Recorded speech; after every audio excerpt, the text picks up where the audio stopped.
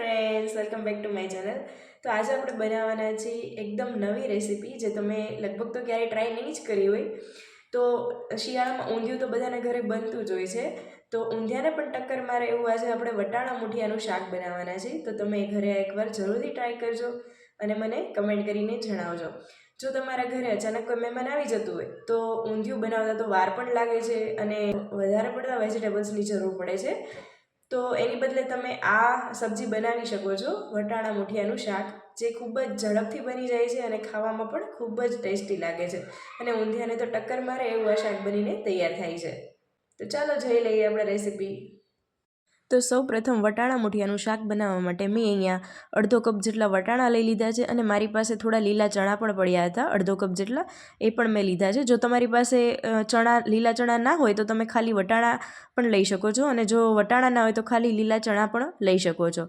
ત્યારબાદ એક ટામેટું લીધું છે, આદુ મરચાંની પેસ્ટ, થોડી મેથી અને થોડા ધાણા લીધેલા છે. તો અહીંયા સૌપ્રથમ આપણે પહેલાં મૂઠિયા બનાવી લઈએ.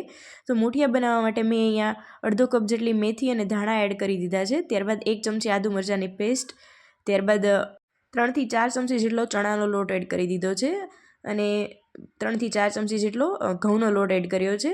2 ચમચી જેટલો મેં અહીંયા બાજરાનો લોટ એડ કર્યો છે અને 2 ચમચી જેટલો રવો એડ કરી દીધો છે. ત્યારબાદ સ્વાદ પ્રમાણે મીઠું એડ કરી દેવાનું છે, થોડું ધાણા જીરું પાવડર, થોડી હિંગ, થોડી હળદર અને થોડું લાલ મરચું, એટલે કે ઘરના બેઝિક મસાલા એડ કરવાના છે આપણે. ત્યારબાદ થોડું પાણી એડ કરીને મૂઠિયાનો લોટ બાંધી લેવાનો છે. આપણે જે ટાઈપનો આપણે થેપલાનો લોટ બાંધતા હોય છે એ ટાઈપનો જ મૂઠિયાનો લોટ બાંધી લેવાનો છે. અને આપણે અહીંયા બહુ ઢીલો નથી કરવાનો લોટ, નહીંતર આપણા જે મૂઠિયા છે એ સારા નહીં બને. તો થોડો એવો મીડિયમ હાર્ડ રાખવાનો છે લોટને આપણે. તો બસ આપણો ઓલમોસ્ટ લોટ બંધાઈ ગયો છે મૂઠિયા માટેનો, તમે જોઈ શકો છો. એના આપણે બસ એકદમ નાના નાના મૂઠિયા બનાવવાના છે, જે આપણે એક રોટલીના બાઇટમાં ખાઈ શકીએ એવડા. તો બસ નાની નાની આવી ગોળીઓ બનાવીને તૈયાર કરી લઈએ. ખૂબ જ ઝડપથી આ શાક બની જાય છે અને એમાં પણ કુકરમાં બનાવીએ છીએ એટલે ફટાફટ બની જાય છે. તો તમે ઘરે આવી રીતે જરૂરથી ટ્રાય કરજો.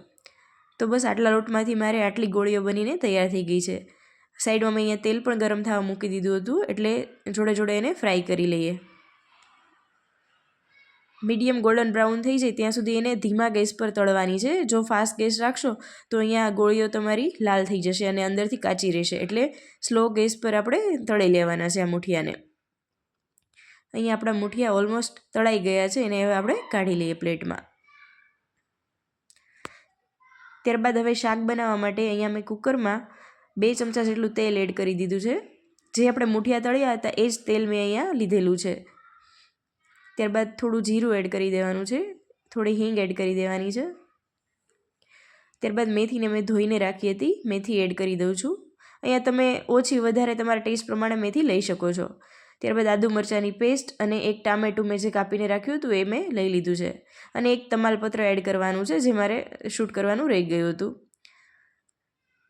તો બસ 1-2 મિનિટમાં ટમેટા આપણા કૂક થઈ જાય ત્યારબાદ આપણે ચણા અને વટાણા એડ કરી દેવાના છે.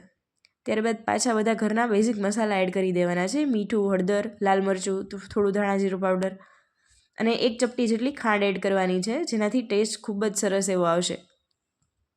તો બસ બધું એકદમ સારી રીતે મિક્સ કરી લેવાનું છે. ત્યારબાદ 1.5 ગ્લાસ જેટલું મેં અહીંયા પાણી એડ કરેલું છે. અહીંયા આપણે પાણીનું પ્રમાણ થોડું વધારે જ રાખવાનું છે, જેથી કરીને મૂઠિયા આપણે જે પાછળથી એડ કરીશું એ બધું પાણી આપણું શોષી લેશે. તો બસ કુકર બંધ કરીને 2 સીટી વગાડી લેવાની છે અને ત્યારબાદ પ્રેશર નીકળી જાય ત્યારબાદ કુકરને ખોલીને અંદર બધા આપણે મૂઠિયા એડ કરી દેવાના છે. તમે જોઈ શકો છો અત્યારે કેટલો પાણીનો રસો છે અને થોડી વાર પછી આપણે કુકર ખોલીશું તો એકદમ ડ્રાય આપણું શાક બની ગયું હશે. જોઈ શકો છો તમે, એકદમ બધું પાણી છે એ મૂઠિયામાં શોષાઈ ગયું છે અને મૂઠિયા પણ એકદમ સરસ બની ગયા છે.